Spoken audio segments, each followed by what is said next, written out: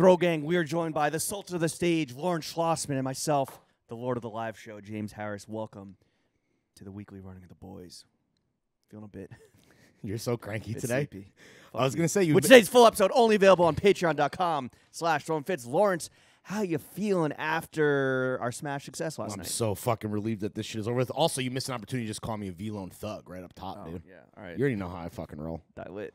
Yeah, how you doing? How was your day today? What'd you do? I did nothing. I think we were both horizontal all day. Yeah, but I was doing work. You were doing a little bit of work. I was watching ESPN, ate a falafel bowl. It was great. Okay. I met a lot of people at the show that like are my neighbors, which is weird. People be like, "Oh, I've seen you on the street," but like I didn't want to say anything. I'm like, "All right, well, that's like even weirder than just being like, hey, what's up?" But yeah. Anyway. Damn. So you live in the same neighborhood as a bunch of like 22-year-old dudes? I don't know if they're like broken here in Greenpoint. Don't disparage our fans. Before we get into you smell like broke. Before we get into the critically acclaimed theatrical debut of Throwing Fits Live, New York fashion, weak ass tweak, and hopping across the pond. Coming soon. Let's get into a fit check. Yeah. Why don't you start us off, or you want to take a sip of hydration there? I'll start. Okay. I got the Luso clouds on the fucking dogs. Keep your toesies warm. TF Almanac. I will not be wearing these on the rooftop. These are indoor only. EG Grandma Couch floral shorts on the hindquarters. I forgot how much I love these shorts. Big Bean. Neil Young tee. Original Harvest Moon, dude. Fucking love this guy. And then Jam Shop. Capioli, and then Hanes boxers. Nice. And what's the Gorp store that Jonah Weiner is always shouting at that was like down in Tribeca? It's called like Tents and Trails or something. I got this little palm tree, like ropey. Why are you wearing a belt inside? Like, isn't that like uncomfortable? The shorts are 34. Because I had to cop at the Friends and Family sale, and this is the only size available. Gotcha. So I got 34. Skinny Jimmy. Always belted. Nice. I wore cooked Blundstones to the crib. We have like wait, are those the Hurricane yeah. Ira victims? So they're fine. They survived and they don't stink. But yeah, there's a little remnants of Hurricane Larry right now. So I wanted to, I wore the cooked blunnies. We had a fucking hurricane. Concerns last night almost. Well, scare. It's really just the fucking venue, dude. They are not set up to fucking survive anything more than a drizzle. Yeah, Miami and Bell House will be the first victims of climate change. Yeah, shout out to the Bell House though. I walk in the Bell House like, honey, I'm home, dude. My new fucking favorite venue will hopefully be back there very soon. We'll get into that. I wore my Arc'teryx Alpha SV again for the weather. Yeah, I'm doing bottom and then you're doing a Fibonacci. I'm doing a little Fibonacci just to get like the some of the highlights out of the way. I got on ALD socks. Speaking of which, what did you think of my cameo in the ALD Fall Winter Friends and Family Lookbook? Oh, you're bringing up your cameo in the ALD Lookbook. Yeah, Wow, I didn't expect you to do that. It was good. You did you like my fit? I did like the fit. Thank you. My one note was I think you should have gotten no tee under the sweater vest. What? Yeah. Really? Yeah. Because there's a little because it was a V-neck, right? I know. And there's a little triangle of white. You think it should have been like chest hair? No, I just think you shouldn't have had this little white tee piece. I actually like that kind of Doug Funny look versus like, I don't know, like sexy Gen Z tramping around New York for Fashion Week. Not in like not to be the guy that's walking around shirtless with the sweater vest. I hate that look, by the way, because it's summer and that's like, I know you're like shirtless under, but you're wearing a sweater. Like I never get that. My eye was drawn to that little triangle right here. Interesting. That's what I'm saying. All right. Well, but yeah, 3-time champ. Congrats. Even though one of your championships was besmirched, I guess, by my appearance. Besmirched. Oh, it has an asterisk next to it. Yeah, exactly. It is weird how it's. I'm your steroids. I guess I'm finally alone. It was weird to do by myself because I didn't have you, didn't have Pepper. I had no security blanket. I was out there fucking on my lonesome, dude. Teddy. Felt like LeBron in Cleveland, dude, doing it all alone. Teddy, if you want to take it from Ame Leon Snore back to Ame Leon Yo, Snore. So is your fake beef with ALD back on because you got sperm? Fucking back on. Facts, dude. Oh, shit. Yeah. No, that's cool. You spent your Saturday getting your photo taken, and I spent my Saturday hanging out with my friends. I was the first. I literally, because I had plans that day, I was the first person shot like at like 8 a.m., at like 11 a.m., the first call time. And then right after me was Action Bronson and The Alchemist. Did you ask them to come on the pod? Who I did not get introduced to, unfortunately. Why didn't you go up and ask? Because I didn't want to be like, they were with Teddy, so I was waiting for the intro, the professional intro, which never came. And then it's like, what am I going to be like thirsty on set like some fucking loser? That's how we get guests, bro. I think that if we were ever to get Bronson, I would obviously go through Teddy. I think that's All right, like the text best him. link we have. Text but him after this episode. we'll see. Yeah, that's how Teddy can ingratiate himself back with you of all people by booking us Action Bronson or helping us in the process. If you want, he's got to check in. But anyway, ALD Fall Winter 21. Congrats to Teddy. Congrats to the whole ALD fan. Whole timeline cheering along. Yeah, exactly. On the ass, I have on the purple pod shorts. Grail did not include your photo in their gallery post. And I liked every comment that was like, no Larry, no like. Fuck yeah. Shout out to the fucking, not fans, fucking family who have my back. Oh, I thought you were going to shout out your Grail fan. No, hell no, dude. Yo, that non-compete is over, dog. I work for Depop, what up? I work for Throwing Fits LLC. Yeah, dude. Do you? I'm trying to get a real bag. I'm trying to get a Depop bag. I'm a man. Real too. I'm a Ronin, dude. I'm roaming the earth alone, looking to find bags to slay, dude. No, it's painfully obvious. The bag real too. On the ass, I have on the purple pod shorts. As you are hearing this, production will be done. They will be packed up and shipped out as soon as possible, and hopefully they'll be on your front porch in your P.O. box ASAP. Yep. We appreciate everyone's patience. There was a COVID outbreak in the factory, which sucks. I do not believe that mesh transports the virus, so I don't think you guys need to worry about that. No, it's too porous. Yes, That's the spores, science. the aerosol spritz just goes right through. Okay. Yeah, the hand-poked holes. I am wearing a Stussy Amsterdam chapter tee from our boy Kaiza, who... What is up? Where's Kaiza, dude? Where in the world is Kaiza?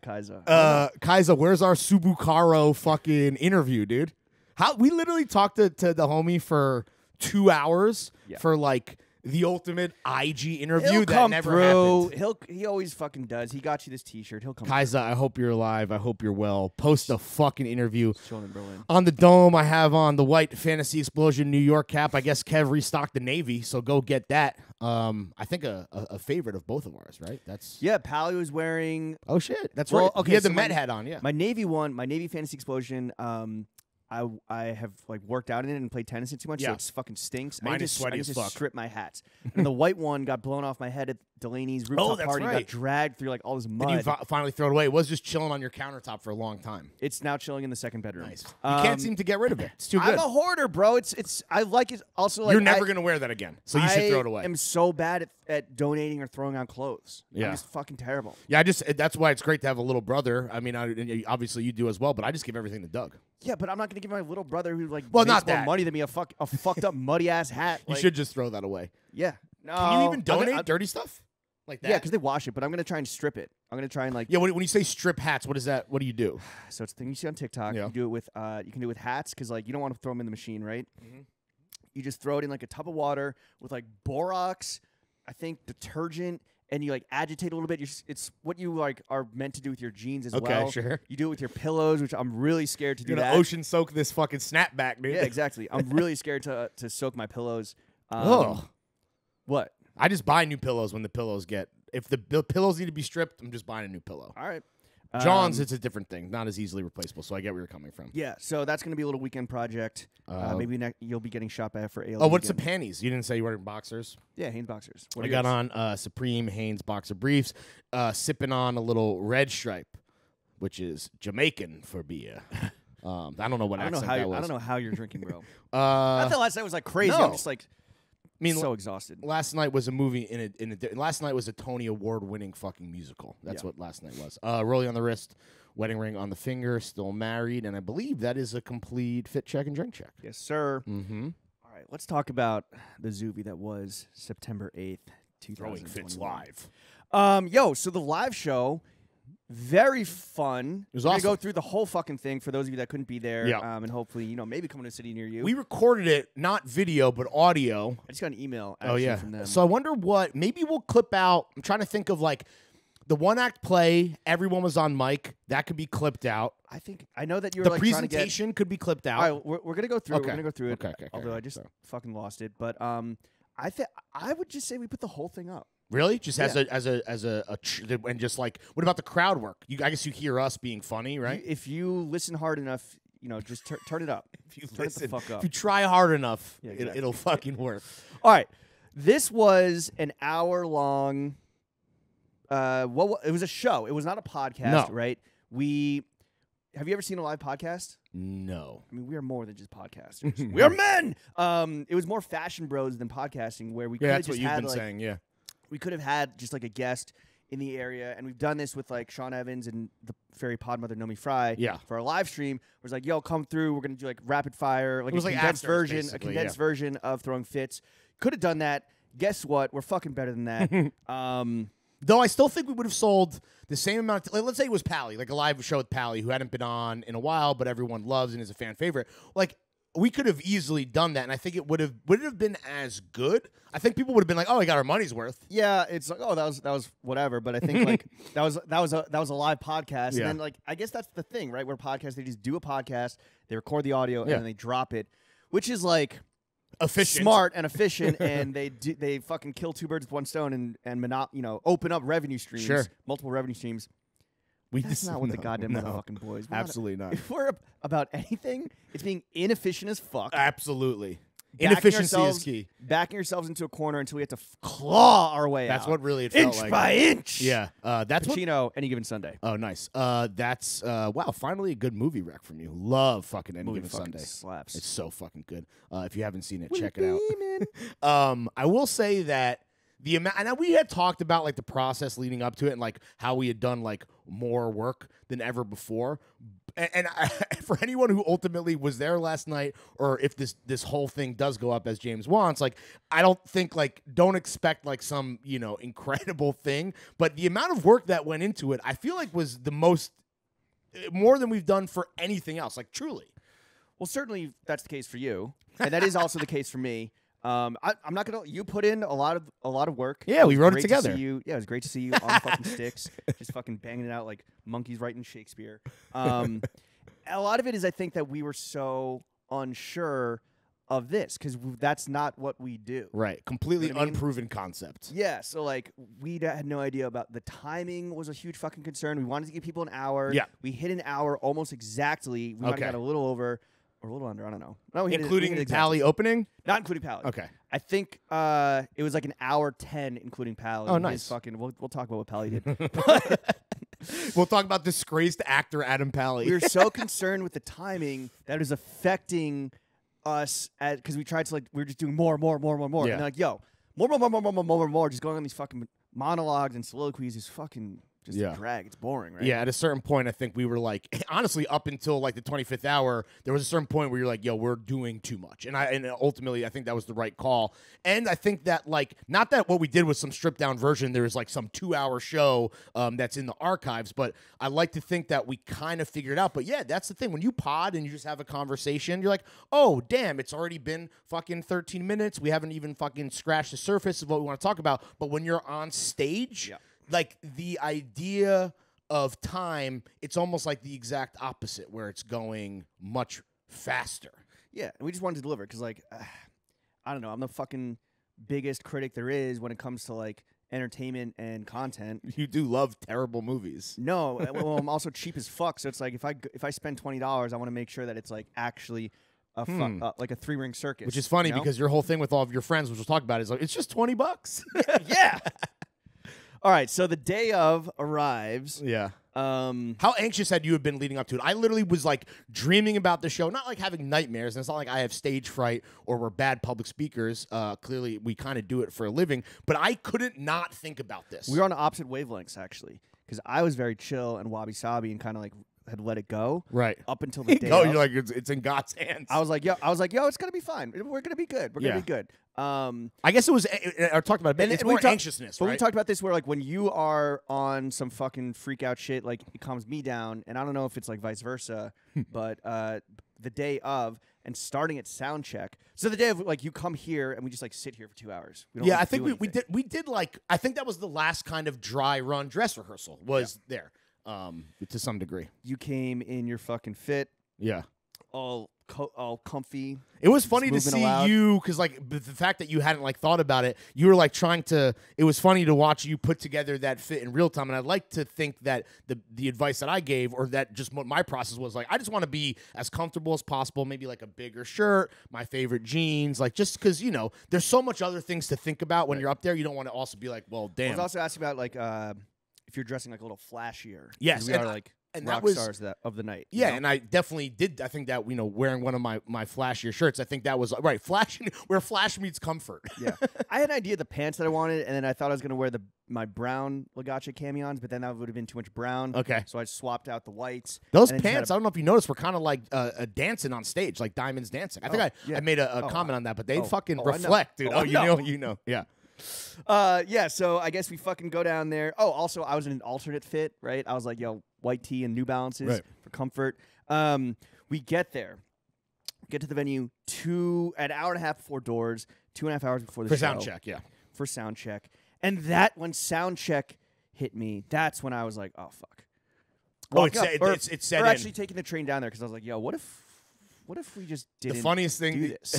when we were like walking up, you're like, what? As we're literally walking to the train, we were leaving here, you're like, what if we cancel? And I'm like, what? Like, just say we got COVID? I'm like, I think we're a little too past that point. You're like, nah, we still have like 2 hours. We could like, and not that I think you were seriously debating it, because I will admit, I had the exact same thought maybe a couple days before, maybe when it was setting in for me. Again, I had only been thinking about this, fucking dreaming about it, for better or for worse. But I was like, damn, like, is this the time if we were gonna pussy out and pull the ripcord? Like, yeah. So I had those same thoughts. There's just a lot of last minute things that could only be handled at the last minute, like the furniture on stage, figuring out how many stools, figuring out realizing that we didn't have the right dongle for my laptop, right, having the presentation off the phone, having to pivot in the 25th.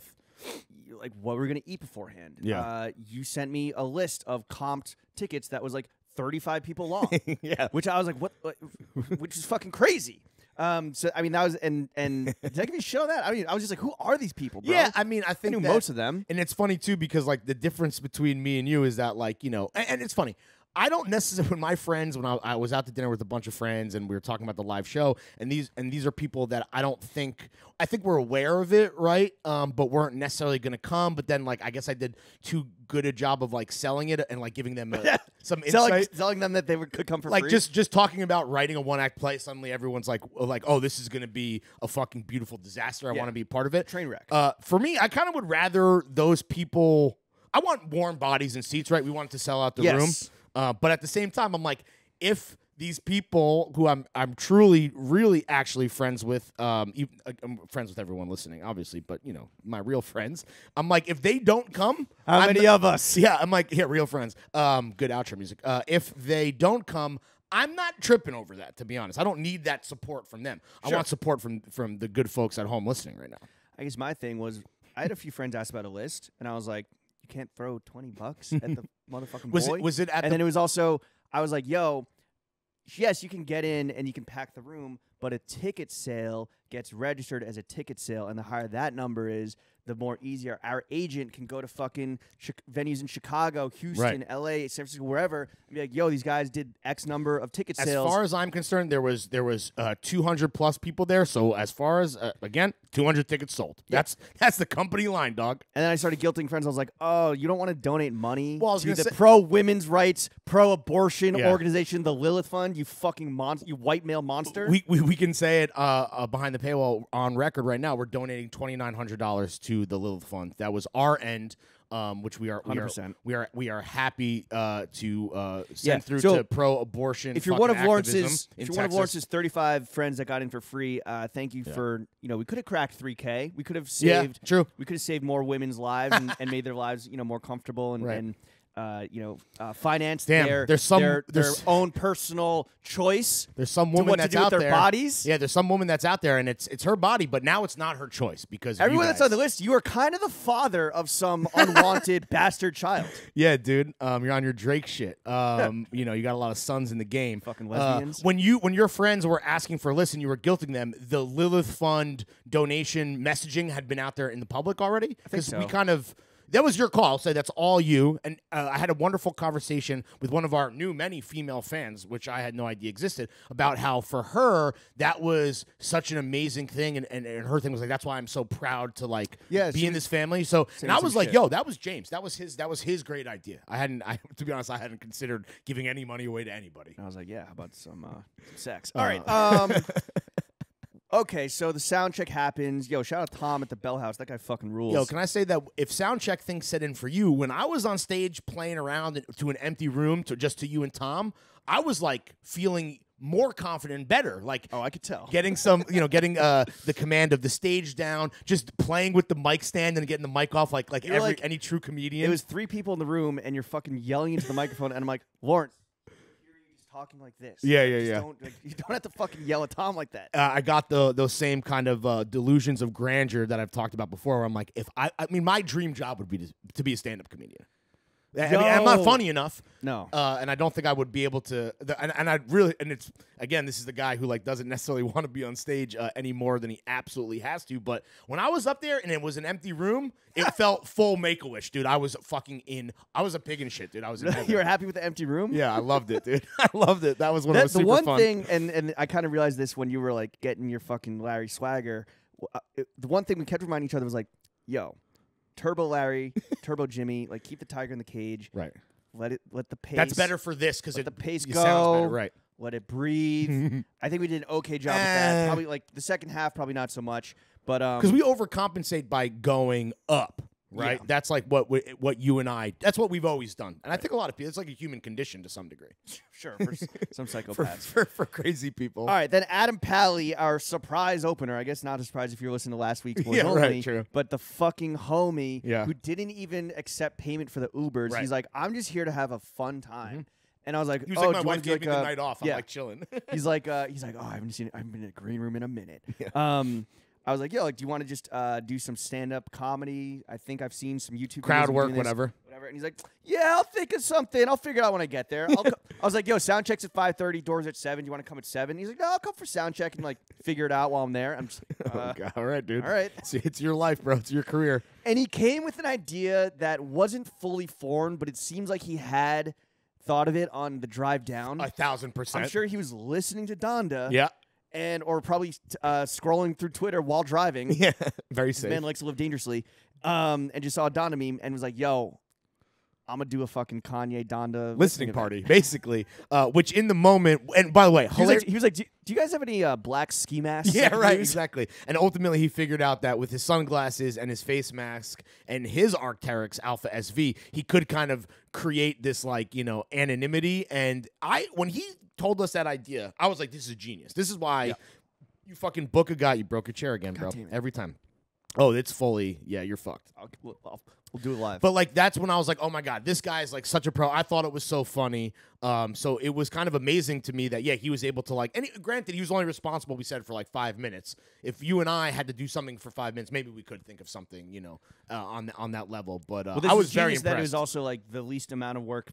Yes, right. Obviously, we didn't actually get to see it, which I was kind of pissed because Yeah. I was like, damn, I really want to see this. Where, and the best part was that he let the whole Donda chant play before he came out on that stage. was smart. That was very funny. And then he went into jail. Yeah, went into jail. Then God breathed. Junior.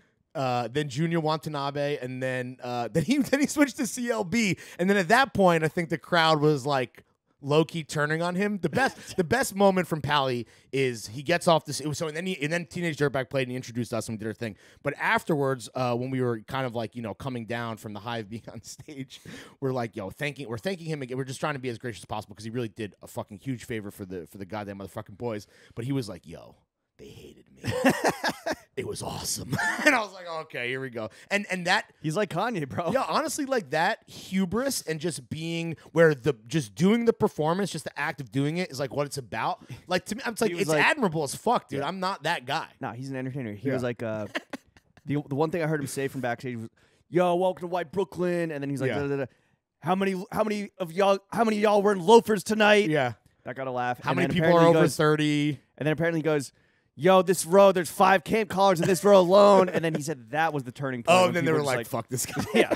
Like, this guy's just making fun of us? He went like longer than he needed to, and I think that was also part of the comedy, where it's like letting this like really kind of like what's the term, like last longer. Yeah, than no, it needs it's to. some method where drone it's on some to some method degree. where It's like every joke in Family Guy. where it's some method of comedy where it's like you do something that's like funny, right, but then you keep doing it, and then it's not funny, right, and then you keep doing it. it. It's funnier than it was the first Right. time. I forget what it's called, but Yeah. there's some sort of fucking snake sucking its own dick situation there. All right, so he introduces us. Right. Yo, that ovation when he came out, That was really good. fucking, that was a lot more than I thought. Thank you guys. Appreciate that. It was awesome. And the advice that Pally and our agents gave us to kind of settle our nerves was like, yo, these people are here to see you. They're not here by accident. Yeah, they paid money. They're not They here because paid fucking, money. like wandered in, although apparently some did. Just off the street. You know, so they were like, you could go out there and do anything, and Right. and they'll fucking. They love just it, want which to. is They like, just they're here for you. That's dangerous to hear, but yeah, Right. sure. And it's crazy. And I will say that, like, listen, hearing that didn't in the moment make me feel like that much better. I was still extremely anxious. I think both of us, like, that's when the nerves were like hitting their peak, especially as like the room is slowly, you know, filling up, and you're like, oh damn, are like people not coming? Is the weather did the weather turn people off? Did they decide that, like, okay, well, I paid, they got the money, but like I'm not gonna go all the way to Gowanus? And it's like, well, we need the people in the room. Yes. Like it really is a two-way street with the audience. But yeah, hearing that again didn't do like that perspective. Didn't ground me as much as I wanted to, but like thinking back, it really is the truth, right? Yeah. And I think that's something I'm definitely going to internalize moving forward. for sure. The next time that I'm like, why did we agree to do another one of these things, bro? So let's run through just kind of like every single thing that we did, especially for the people that weren't there, Yeah. and kind of just like relive it, I guess. I mean, we started off with some audience fit checks, Yeah, some Right. crowd work. some crowd work. That was fun as fuck, by the way. The first guy, and I feel bad. I feel really bad for this guy. Tony Styles. I thought it was Bobby. No. Oh, Tony? Bobby's. Maybe it was Bobby's. I think it was Bobby. There's Bobby, Mark, and then the girl's name was Jacqueline. We did three. We did three. We did four. Oh, and then there was the guy with All My Hats Are Dead. That guy was the final one with the V-neck tee. Bobby, I felt bad because he was the first guy. Dude, he got roasted into Bolivian. He made fun of his cardigan, and I was like, wait a second, are you here by yourself? And he's like, yes. And I was like, oh, I should have been like, yo, bro, thank you. Right. That is true fucking dedication. You are the one friend in the friend group that is like a John's enthusiast, or You're with your real family now. exactly. But he got roasted. You don't got friends, you got family. Yeah, I think that when you're and we talked a bunch about like how amazing Stavi was at doing crowd work when we saw at his show literally a week before our show, and how we knew that like that was going to play a big element for us to kind of like set the tone, and just like we try to do on this episode, despite maybe your crankiness or me being Turbo Larry, where it's like you want to keep it positive, right? At the end of the day, the posy vibes are always going to reign supreme on some Jonah Hill shit. What is it? Fuck nihilism. Nihilism sucks. Yeah, nihilism sucks. But immediately that dude like got just fucking Yeah, that was destroyed. That was a harsh vibe to set it off with. But luckily, I think that the one Oh, and Colby actually, also that Colby guy who like thought the show was about him, Yeah. who like bordered on whatever is there a positive heckler like So, okay, he so, like- was out of control. So I'm weirdly. I know you're on, listening to this, Colby. You I'm psycho. weirdly, yeah, fucking. Yo, the fit was kind of hard. The shirt, but he was like on his Larry Clone shit with like Whatever. loafers, double knees, tucked in shirt. Yeah. Fucking. He had dad the hat, belly whatever. wife pleaser. He had the promotional. That was fire from Intramural Shop. Shout Well, out he to was John. like the joke with him was are you a fucking plant for Intramural Shop? Because like he had multiple Felt like pieces it. on from the boy Bijan.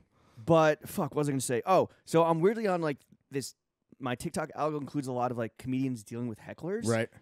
And I always thought that was just kind of like them for a way to kill time, or just like, but yo, it is truly kind of annoying and like throws you, Yes. especially when you're a comedian and you have like you've like memorized this shit, and Right. you have like a flow that you can't break, and like an order of things that has to happen. We were kind of freestyling. We had the crutch of the scripts, the Bibles, but it was like very fucking annoying to be at a certain positively heckled by our biggest fan in the world. Yeah. And like obviously it's all fucking love. Podcasts are owned by Heckler. It's all love, but I was just like, damn, this is actually kind of. He was having too much fun, and there was a portion of the crowd, some obvious super fans that were like smashed. Right, they were super toasted. They had been drinking before. They got there at 7.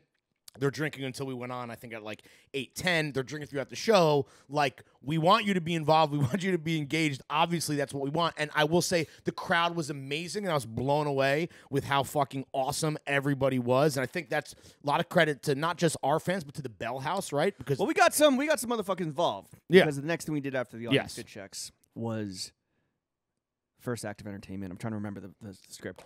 for tonight's An first intervention for the Swagless Homie. a one-act play. A one-act play, produced, written, directed, starring Jimmy and Larry, and 2 members of the audience. And this was a little rough. This was tripped me up a little bit, and this is what might have been my low point, and was kind of Oh, really? a through line, not the whole thing. Oh, can I just So- say that my so- high point was that initial crowd work, that even though we were roasting, everyone was excited because the energy was high, and a lot of those jokes, which were all off the dome because they're just doing crowd work, those all landed. That to me I thought was the best. Even though I got some anecdotal feedback after the fact that was like that was the worst part of the show for whatever reason. That was my favorite thing to do, maybe, personally. Whatever. I mean, maybe it's because like people couldn't hear people. Yeah, right. Who knows? Maybe it was just like kind of a low energy way to start. Moving on to the play, though. Yes. When you went backstage to change into a fit that we're going to discuss, I asked for volunteers in the audience. Oh, yeah. Right? How did that go? Nobody raised their hand except for young television Steven in the front row, who was probably the only person there wearing Throwing Fits merch. He was wearing the face-off I don't know, and if anyone at home has met young television, a.k.a. Steven, at any Throwing Fits event, he is the Joker in real life. Absolutely. He used to have pink hair. Literally, he is the Joker. He had the Tekashi 6ix9ine hair. Yeah. He's, he's like, ooh, pick me. And, like, again, love the enthusiasm. I kind of did want to pick, like, somebody that we don't fucking see at every event and who is you want to play favorites. Yeah, like, I had, like, some of my friends were sitting in the front row. Where were your friends? Were they, like, too cool for school? I think they were, like, definitely. Awesome. Same with the Discord kids. We're like, oh, we're at the cool kid section in the back. They like, had their own like little VIP. Come on, guys, get over yourself. So there was a moment where I was like, all right, this is about. If I don't choose this guy right now, this is being awkward for everyone. So I was like, all right, Steven, get the fuck up here. He bounded up on stage. he like squat jumped up on stage. Sure, I can only imagine. It was like he was at the NFL Combine. Then I was looking for a second volunteer. And right, I was getting we wrote the 2 roles for the audience. I was getting a little fucking nervous because no one was raising their hand, and maybe they were nervous because they saw the guys in the fit check get fucking roasted and toasted. So the Discord dudes in the back were like, pick Tid. I had to just like default to that, right? And so ultimately, this was a good thing. I think that we had 2 people that are like very enthusiastic about Throwing Fits, and 2 like big fans come up, big homies. But that was never the plan. The plan was to just kind of like find volunteers, randos, right? Really? Yeah, not randos, but like not like the superheads, right? Tid came up on stage. Superhead. Shout out, what's her name? Corinne Stevens? I don't know, bro. Did you read her book? No. Confessions of a Video Hoe or some shit? Shout out Superhead. Confessions of a Video Vixen? Shout out Superhead for the fucking slop. All right. That's a good time. We should go Superhead? Yeah. Okay. So the one-act play kicked off with a very dramatic reading by me. Right. And then you fucking strolled out in the goddamn motherfucking fit of the century, which is only partially funded by Jeff Bezos. Yeah, what's hilarious about that film, a couple things. One is when, because Tid, part of the play, he comes backstage to like meet me, and he sees how's that? And he sees the fit before I'm about to reveal to the audience, and I got the reaction, which is like, holy shit, you look terrible. That's the whole point. But I do believe he, in the moment, did try to buy my UNC off-white Jordans from me. He's like, yo, those are sick, whatever.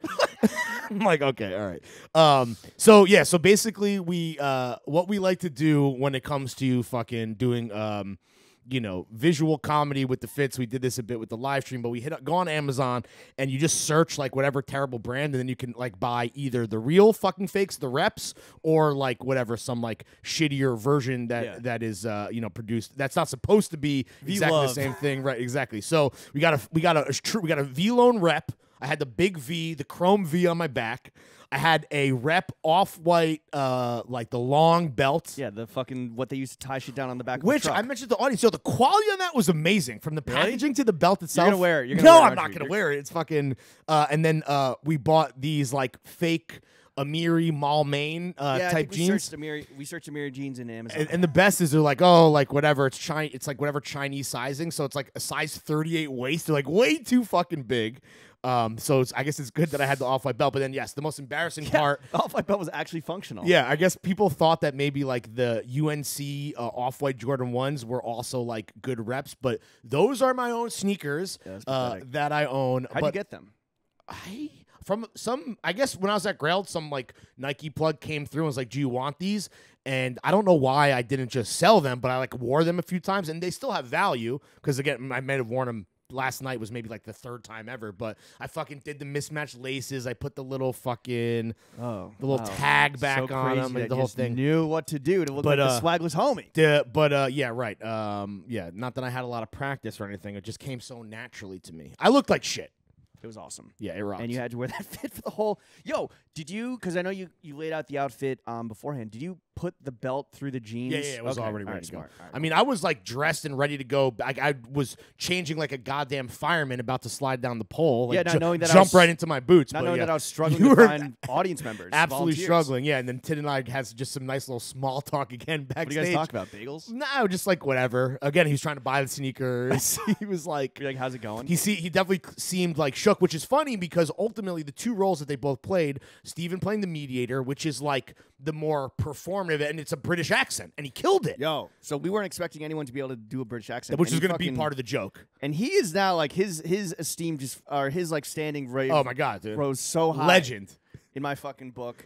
Shout out Steven. Fucking love you, bro. He bodied it, and then it was, and then Tid on like his like, damn, like my friends punked me and like forced me to do it, and on his sad boy shit, he was playing the concerned homie, who for the most part, the cruising altitude of that role that we wrote was very much exhausted, Being down bad. depressed, and down bad because of said swagless Yo, homie. so played maybe I by did me. it. Maybe I did.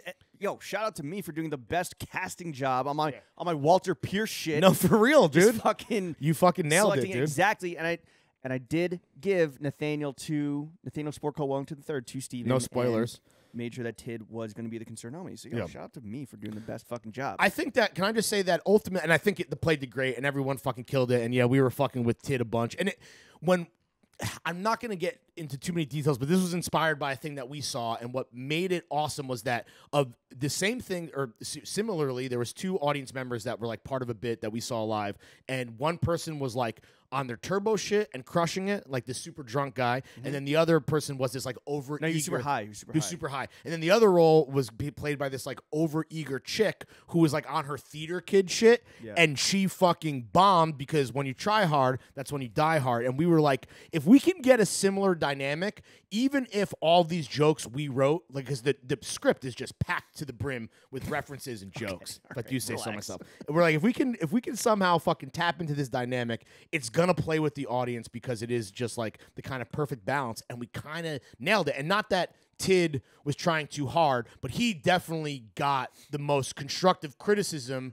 in real time for his performance, which kind of did It's add a nice way to- of saying that he got fucking destroyed. yeah, which did add to a lot of the comedy. So I can't wait for you That guys was to hear great. that. I fucking love that. Do you think the audience fucked with it that hard? Because that was the thing I was like, this is gonna kill.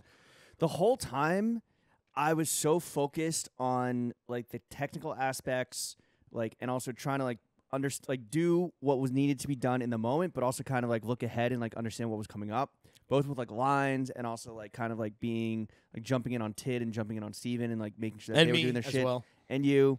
You were the narrator. You were that the I wasn't- director and narrator. Yeah, to be that I clear. wasn't.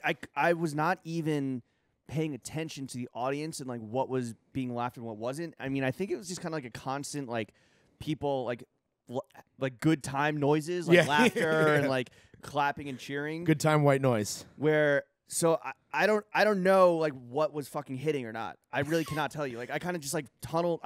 Yeah. Well, when you're on stage, you kind of like low key like black out. Yeah. You know, like Will Ferrell in Old School or Billy Madison at the debate or whatever, like to use a fucking reference from cinema. Your references are sick. Bro. if you've never seen a Films movie, only. you've never seen a movie before, check them out. Old School and Billy Madison. Follow me on Letterboxd, by the way. But yeah, I thought it went. Honestly, I was like, this is maybe not killing as hard as I thought the it play? would. Yeah. I think that, and I said this, and this is my concern. I was like, yo, not every single line or sentence has to be a joke, right? Like, you got to let it breathe a little bit. Not everything has to be a fucking, like, setup and a punchline, setup and a punchline. That's kind of exhausting. So, you know, maybe next time you'll take my constructive criticism. Okay.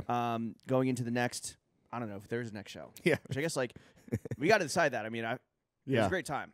We can have that debate on this But episode. the one aspect, the next act in the hour-long piece of entertainment was something that we actually did. Well, we got a lot of great feedback on. Yes. And this was something where it's like, yo, let's pare it back. This is what was giving us the most trouble, what was tripping us up the most, which was a presentation on how to get rich quick by scamming your way into the wallets of hundreds of thousands, if not millions of people with a successful podcast. Yes, right. So there was like a presentation element that was like a fake PowerPoint. Mm-hmm. There was us kind of riffing. This on the started material slow. there. This had some stumbling and bumbling up top, which was rough. Really? With the technical aspects and like and How then, bad was that? Because that was when I had to plug in my phone, and I was like, "Yo, there's gonna be a delay before I plug between when I plug it in and when it goes up on screen." The best thing from our R&D by going to 2 shows at the Bell House, seeing Brandon and his stand-up show, and then going to see Stavi do his Pantheon show. The thing that I realized is like, yo, you're not gonna kill the whole time, and there's gonna be moments where like even these like amazing performers that like I think are much more talented than us, obviously, like there's stumbles and there's bumbles and there's like fuck ups and there's dead air, and you just move past it because like I remember like certain moments where I'm like, oh damn, that's a bummer for whoever, and then the show goes on, and all you really remember are these like amazing high points when you're having the best fucking time, a great fucking time. So in that moment when we were like, that's like 10 seconds of like fucking up, 10 right? seconds. Well, does that seem like a lot? I was trying to pick a number that was low. I thought it was less than that. Oh, I thought okay. it was like 5 seconds, and I was like, again, time moves when differently on stage. You said something to me, and I was like, "What are you talking about, bro? It's like been 3 seconds. Like, just talk to them." Yeah. In my mind. Yeah. Maybe I said it out loud. Actually, I don't really remember. Again, we were blacked. I mean, listen, as fucking blacked. as stars of both stage and screen, right? We try to be pro, we try to be amazing, but it's not always going to happen. And that started off a little slow, but then honestly, that was you know where it hit. You know where I realized that this is going to be fucking good. Yeah. Is when we put up the screenshots of the Nardini email. Yeah, people were really receptive to that. People yeah. were like, oh, like there was both laughter and people just go, oh. Yeah. And that was like low-key a throwaway slide. I mean, really this presentation, while I thought was like an idea that we could execute, I was like, compared to this play that we like labored over every word, like this, not that it was lazy, but I'm like, there's a chance that this is not going to be funny. And yet people were like, the presentation was the best part of the whole fucking show. Here's what it is. I think that what we don't realize is that when we're podcasting, it's just words, right? Yeah. And with the play, laboring over every single word, being like, actually, I think if you take this half sentence and move it here, and then this single 2-word and like move it down in paragraph, the single 2-word grouping and move it down in paragraph, that's not necessarily what plays in like a theatrical medium, right? Sure. What plays is like visuals, is engagement and interaction. How do we drop the audio from the show, and then also we should put the presentation? Can we post the presentation images in like a so that you can kind of follow along? Yeah, I guess so. Just 10 screenshots, right? Or can you do a gallery on Patreon? Like, no, I think it'll be like 10 images. Anyway, we'll fucking figure it out for you guys, because I really do think that again, based on like the feedback that we're getting anecdotally, of course, from a couple people that would just really wanted to share their opinions about how the night went, that seemingly was like the highlight, which was crazy because I really expected that to be like a more of like a secondary thing. Yeah. The presentation was what was tripping us up the most leading up to it. It's what we were concerned with the most leading up to it. We were fucking making changes up until the 25th hour, like moving slides around, being like, yo, this shouldn't be about how to do a podcast. This should be about how to get rich quick. Sure. And we should be on our fucking Fat Joe in the tan suit. Gary like V type beat. Ponzi scheme. Yeah, Jordan Belfort at the end of Wolf of Wall Street. Bernie Madoff shit, exactly. Yeah. Tony Robbins, yes, right? Exactly. That type of shit. And I think it ultimately worked. And I think that, like it was actually surprising. That was actually, now that I'm thinking about it, that was the second most thing that we were concerned about with the most, second to what came next. Oh, yeah. Which was, it was like, all right, now that you know how to do a podcast, we're going to invite 2 of you guys up here, and you're going to fucking launch a podcast with us as guests. We're going to give you topics. And especially given that the first time that I asked for volunteers, there were no volunteers. Right.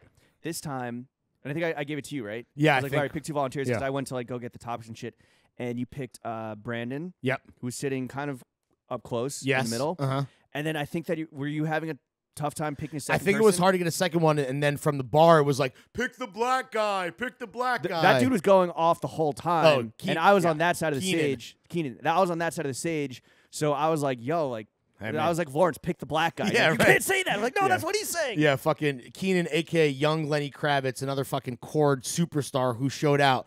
I will say that this was hilarious to me, and you and I had these envelopes. The bit was, here are your softballs, here are your curveballs, and obviously pulling those these topics and out of these, you know, envelopes, like there's part of the joke of what we kind of like put down, which we won't spoil what any of those kind of topics were. So there's like that visual comedy element. But yo, my whole thing was like, and both of us were like, yo, like we're gonna have to like banter and pretend like we're on an actual pod. Those guys, Keenan and Brandon, outshone us like completely. The plan that it's like, all right, there's two. This is gonna go two ways. One is that the audience members are just gonna fucking brick it, right? And it's gonna be 45 seconds, and we're gonna pull the ejecto cord, have to cycle through, and then just move people. on. Yeah. Or do we? And if that's the case, or do we pull up 2 more people? Or this actually goes well. Yeah. Slim to fucking none chance of that happening. Guess Unlikely. what? Brandon and Keenan proved us wrong, and we're fucking they were the stars of the Throwing Fits live show for like a good 10 minutes. I would say that Keenan especially was like, it was like his whole life had culminated up to that moment where he was roasting us. He was roasting fucking Brandon.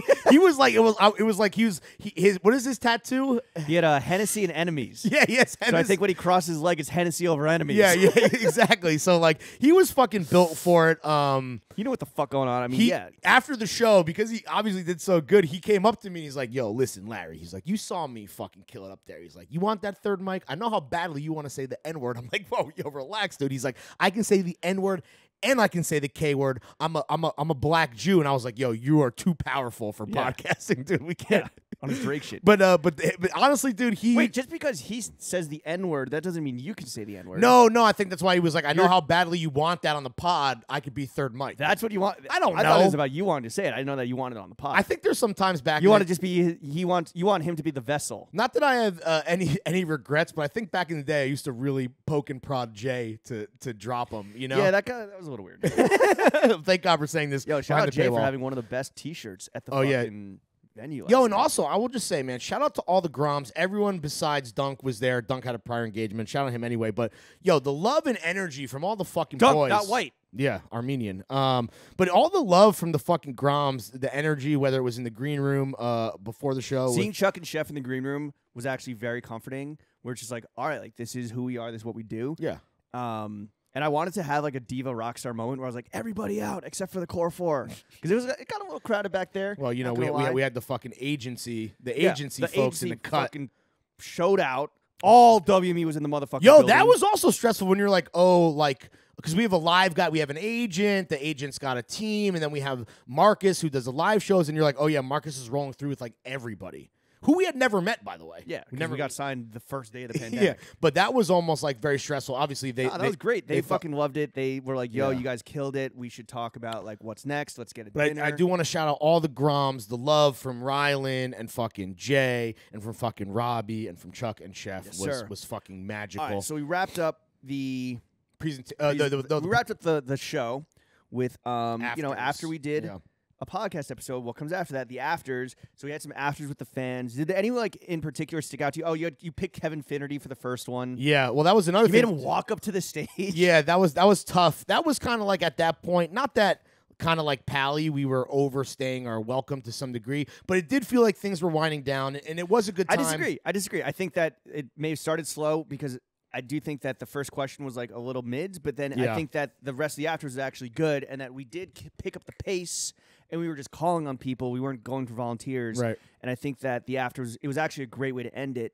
The concept was good. I guess just at that point, I just wonder if we had set the bar in terms of like, you know, gags and bits with like the visual elements of the slideshow, and you know, being on stage and setting up like a mini pod with Keenan and Brandon, that it might have been like on a low point way to end it. But yeah, I wasn't mad at it. The crowd work to me is the most fun shit, honestly. Okay, wait. Actually, now I have a new low moment was when so the last afters question was like, this one's for the room.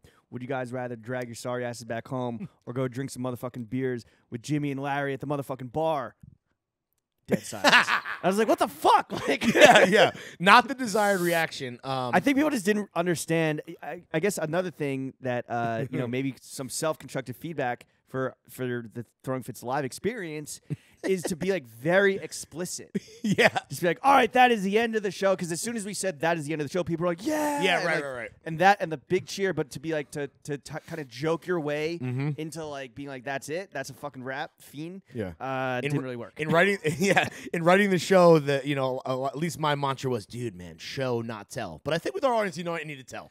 I think you might need to tell. Yeah, but I think it's also like not just our audience. I mean, we did have Tid who we learned is illiterate. That's cool.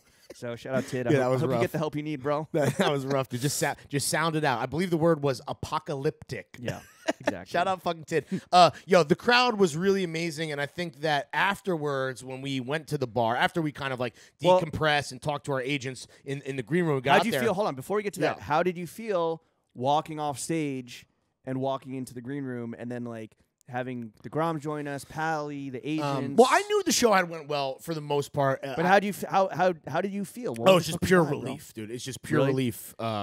Whenever I have something, and this is, I don't know, in my life, felt like you had gas or something. No, in my life, no matter how old I was or what was going on, whenever there was something that was stressing me out, and I'm a pretty chill, laissez-faire fucking type of dude, but anything that's ever given me any fucking semblance of anxiety or stressing me out, I always think in my head, like, imagine I could just fast forward to the moment that immediately, following whatever event I'm thinking of, and that's a thing that I just always think about, and then the way that I kind of like in retrospect, when the thing does end, I'm like, oh damn, like it was actually like I'm happy that I went through it. I'm happy that I did it, whether it was good or whether it was bad. And then I think back to me wanting to fast forward and almost being like, there it is. That's the time travel. Now you're done, and it's that fucking wave of relief. And that's how I felt like. And I did my little fucking, you and I kind of like hammed it up off the stage, but that's how I felt like. I was like, I'm happy we did it.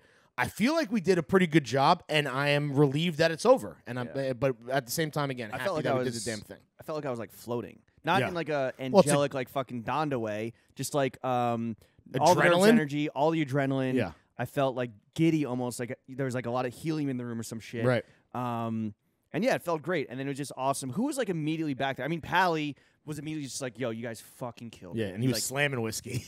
Yeah, I was like, oh, that's a big boy drink. Yeah. That's not a Stella Artois that we got in the fridge. Yeah, I didn't get, honestly, whether it was the, from Pally or agents or people that you, or like the Groms, like our friends, like our homies that we expect to gas us up, like everyone seemed to have a really good time. Everyone got their money's worth, whether or not you consider $20 a lot or a little. And it was just really cool to then like, hit the bar and do what we have been put on this earth to do, which is to schmooze and host. Yeah, that was a little, I'm not going to lie. I think that we did, after decompressing and coming out to the main bar in the front of the venue, because they shut down like the theater portion, to me, I was a little overwhelmed. Yes, 100%. Because immediately, which is awesome, and I guess it's just like not, like managing my like mental expectations or like understanding what the fuck we're about to get into. I mean, you feel like you're thrown right back into it, kind of. It's like I should have expected the fact that like you walk out and everyone's just like, "Yo, that was fucking sick. I need a pic. Let me get Meet a photo." my boy. Yeah, and it was just like having to like kind of like start to not be on anymore when we were like backstage and like decompressing a little bit, and then have to go immediately back to 100. Yeah, was a little like, oh fuck, and like I got 3 of my friends, and I was like, "Yo, can you guys just like crowd around me for a little bit, buttress so I can just, me, like, dog, chill in the corner of the bar for a quick second before I have to, so I can get my fucking juice back and be fucking Jimmy again. Let me just be James for like 2 seconds." Yeah, and as much as like I said, like that's what we're best at, the hosting and stuff. When I walked off the stage and we were chilling in the green room, I honestly like in that moment, because that show takes so much out of you, I would have honestly loved to just like walk out and then like literally be done with it. And obviously. Yeah, you were ready to go home pretty early, and not in like a kind of fucking ingrateful like diva way. And a lot of people I'm sure like pay for like that experience too. And I would never fucking deny these fucking beautiful people that experience of trying to buy me a shot that I'm gonna turn down. But I can't believe you don't do shots. I don't do, dude. I'll do shots like, but if I do.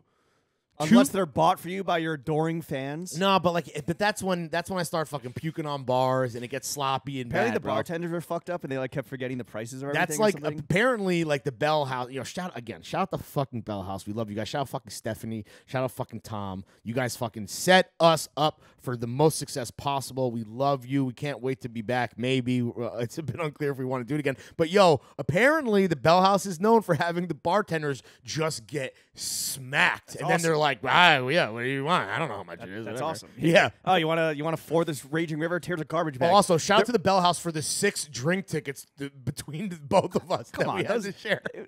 That was fine.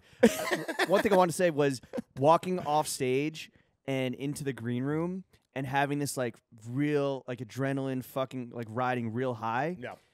And then sitting in the green room and then just people like fawning over you. There was a second where I was like, yo, I'm on my rock star shit. Where it's like, imagine if like instead of like imagine if we were really talented and famous and imagine good. if it was like a green room with like actual like fucking like real drugs. There were no drugs back there. No. With like crazy drugs, crazy alcohol, girls, Groupies. fucking like big fans, like pressing shit, and you're just fucking chilling, like just sweating with like a towel on your head, just like, oh man, yeah, it's fucking that, I killed it, so yeah. That was like, I was like, yo, we just tore down Liverpool. yeah.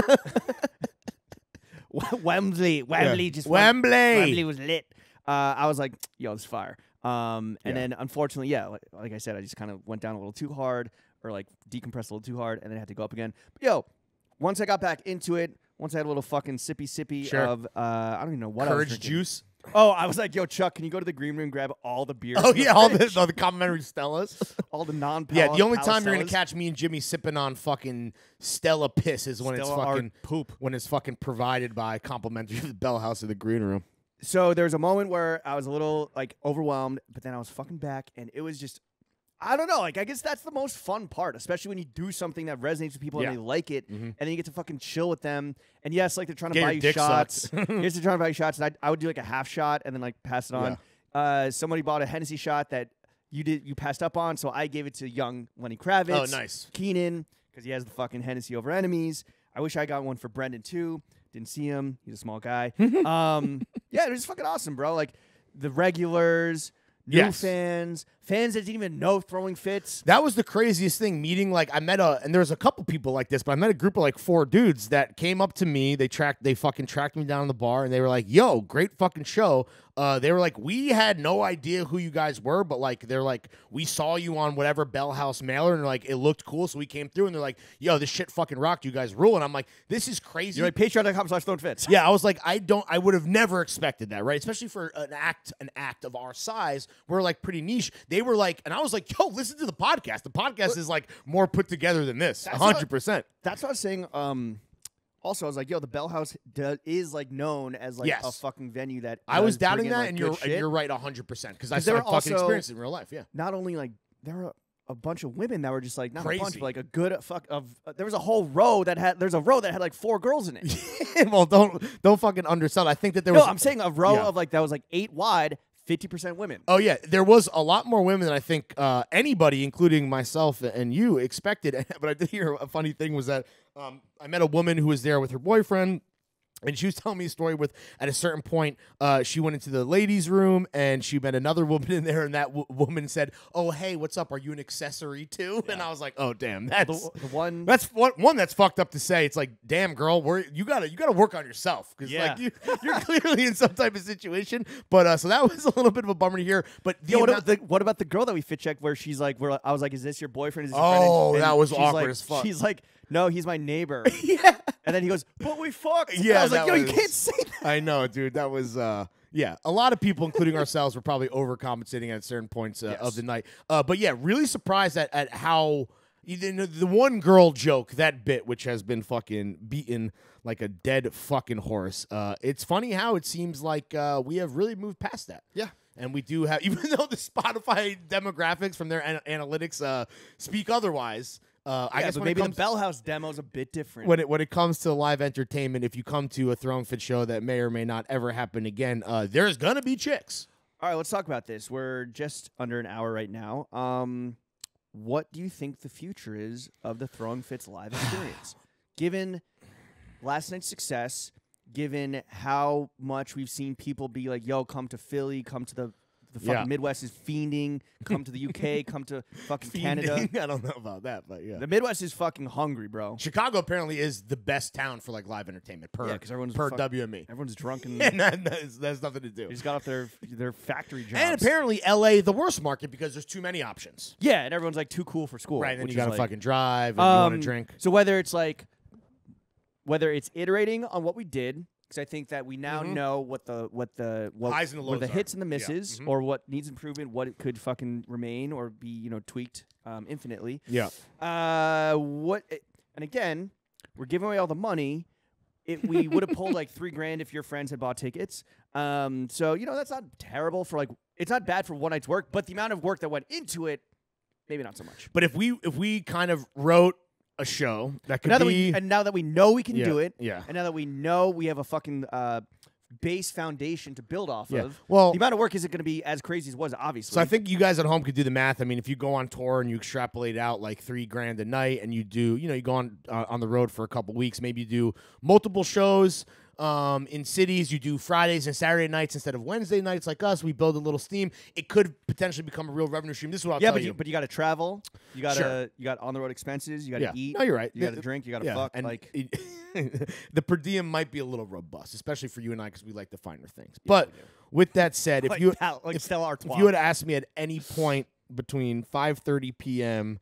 and 8:09 p.m., I would say I never want to do this ever again. I'm going to do it tonight because I have no fucking choice. I said that directly to our entire team of agents who... Yeah, that was bad. That was really fucking bad. Who all they want us to do is to do live shit. I said really bad. I said it to you. I said that to every Grom.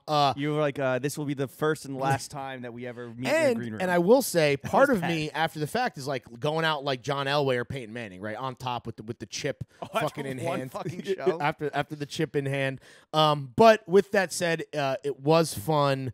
I feel like I'm maybe less into it than you. With that said, we got, dude, the amount of fucking feedback from my friends that I have not shared with you, a.k.a. the anointed ones, the chosen ones, naturals, all this stuff makes me think that, like... The ones that got in for free. Yes, the ones that had no financial stake whatsoever the on the line. Homies. Yeah, seeing all that, then you feel good, and it was those moments on stage when the joke hits. There's nothing that feels that way. Based on what we normally do, right? I guess my thing there's is nothing like that.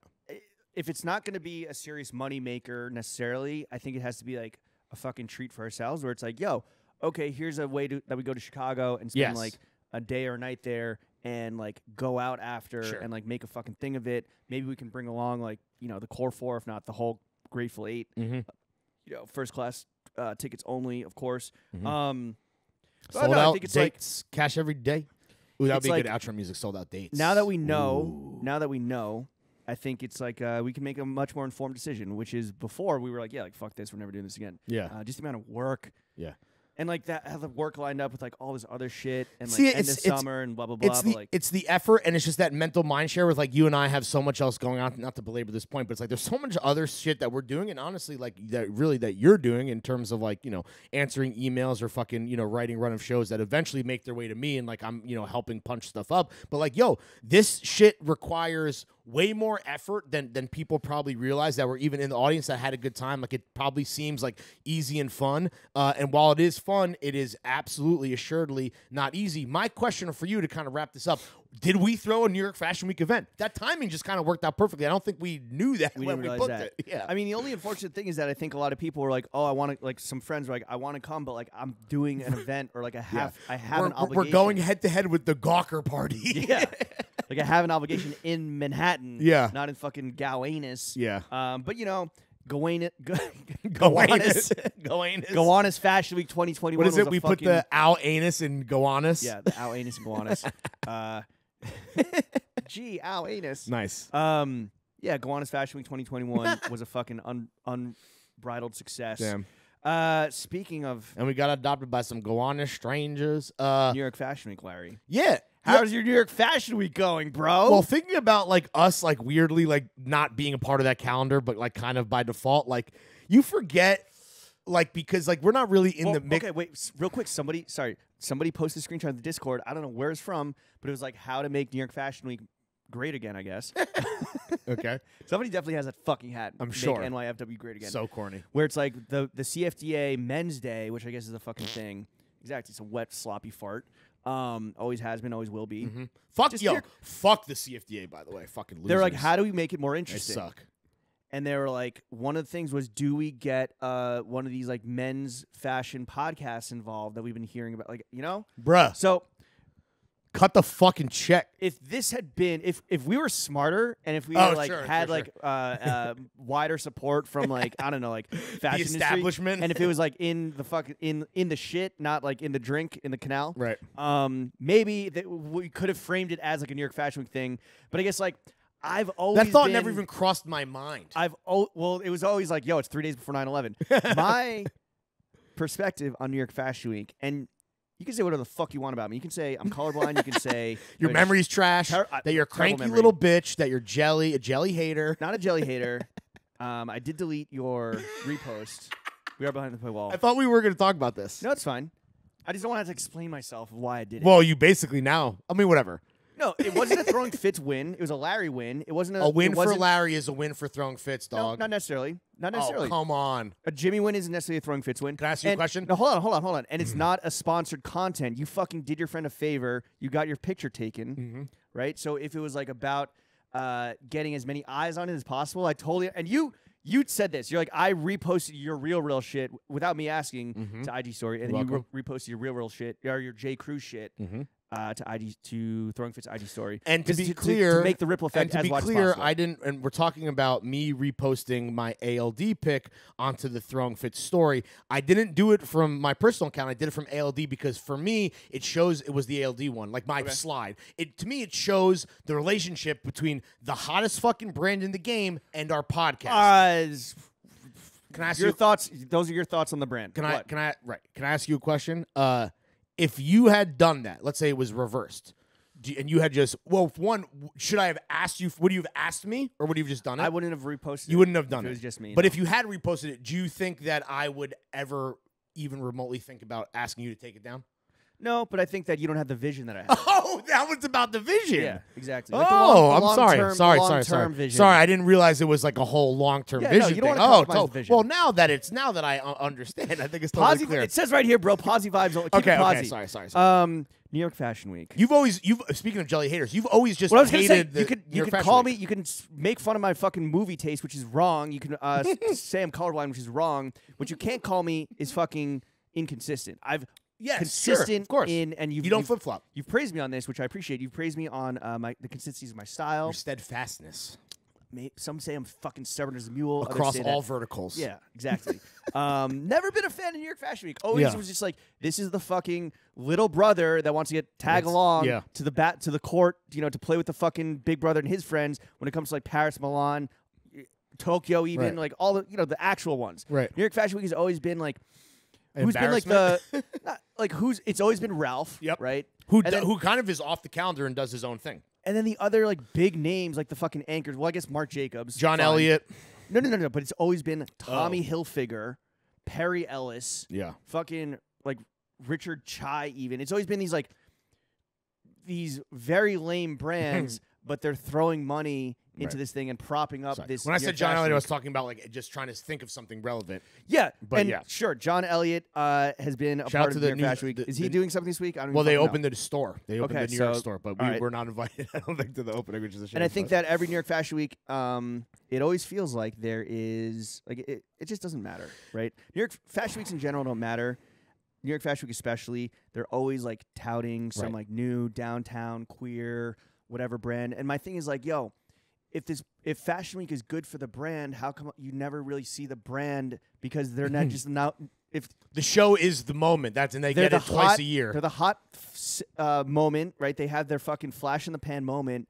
But if New York Fashion Week or whatever was like truly supporting them, like I'm probably wrong. No, I don't think you're wrong. I think probably people. This is why I would criticize the CFDA. They don't actually support what matters, and when they do fucking throw the support behind shit, it doesn't pop. Well, and a lot of the cool brands, and they have no fucking. A lot of the actual cool brands, they had to produce their own shit. Whereas like and a lot of this is like we just don't fund the arts, right? In Paris and Italy, all that shit is like centrally organized. They're London supporting too. I mean, London is London. the best example of how they basically created one of the most popping fashion weeks because they fucking got support from fucking the government. Money. Yeah.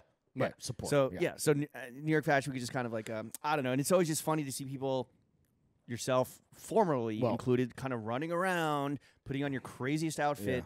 And, prancing around town, and just like hitting every event. So whatever. So that's always been kind of my stance where I'm at.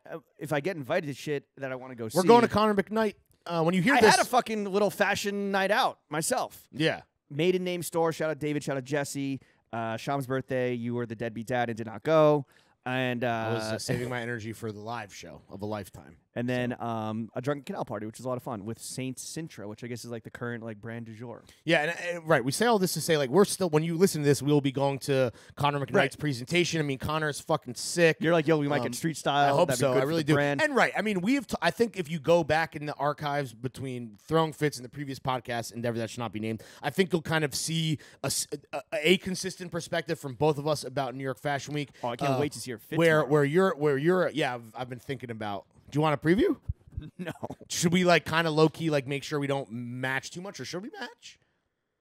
I'm gonna be wearing a fit that you would see me in any day of the week. Same. All right. Same on the feed. I will say that you were like, so like we should get there and like meet up around the corner and then like walk in together. No, I was confirming what I already knew you thought the plan was.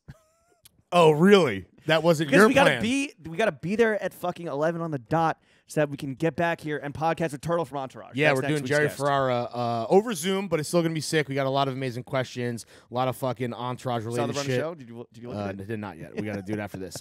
No, I think that I was saying. So if you go back between this pod and the previous podcast, and that shall not be named, there's a lot of talk about why I like New York Fashion Week, obviously street style and all the narcissistic kind of elements that come with it, and why you don't like it. I will say that having such a good time last night and not even thinking about New York Fashion Week, and then You have been released. and then realizing that it is happening and we're existing and doing our own thing outside of this broken, stupid, corny system. Now that the Stockholm Syndrome is not there, it just reminds me that like my beef really with this whole industry, not just this week specifically, is like this shit is fucking humorless and it is fucking not real. And honestly, when you really break it down and you take all this clout shit away from it, it's not that fucking important or fun. And I kind of prefer what we're doing now, which is being the only podcast that matters. Welcome, brother. Brother, the fire rises. Listen, they're expecting 2 bodies in the wreckage, and we are going to be there. The only good thing I'll say is that sometimes you do see friends that, especially over the past year and a half, you've not seen. Of course.